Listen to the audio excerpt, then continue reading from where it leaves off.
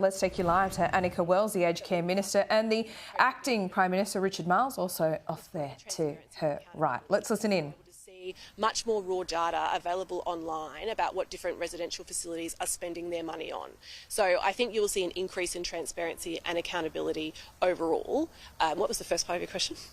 No, I guess it's just if aged care, the price of aged care goes up because they just go up, the reports get material. Well, I'd point you to the funding model that we just put through the House that has put a 10% uplift in funding from the government to flow towards all of the elements of aged care, whether that be food, whether that be care minutes. And there'll be more to come as we deliver more reform, hopefully in the September or November sittings. Minister, what about education? And you talked about it before, some of the funding we use to, I guess, trying to attract grade 12 students, grade 11 students to get into the aged care centre? Yeah, I'd point you to a number of the election commitments that Labor made that will help this complex problem.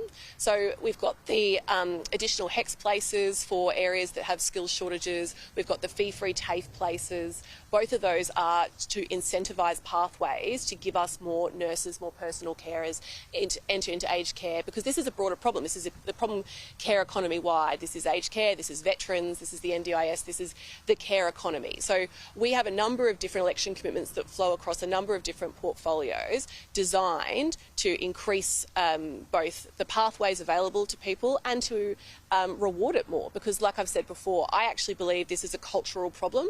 We as a country do not value care enough. When we talk about the kind of care that personal care workers give in aged care facilities, I think that one of the reasons that we put this submission in is because the emotional intelligence that you need when navigating someone with dementia or who has a normal routine and has just moved into a residential facility for the first time, that is a skill that they bring that I don't think is adequately recognised or remunerated at the moment. And until we value care more, we're not going to have people who want to do that care work feel like their country recognises the complexity and meaningfulness of what they do. So that's why not only are we putting a submission into Fair Work to try and get a meaningful pay rise, to try and get a significant pay rise, but people like me and people like Richard are going uphill and down dale to tell our aged care workers, we value you. Thank you. We value you and we thank you for everything that you've done, and we want you to stay there and we want more people to join you.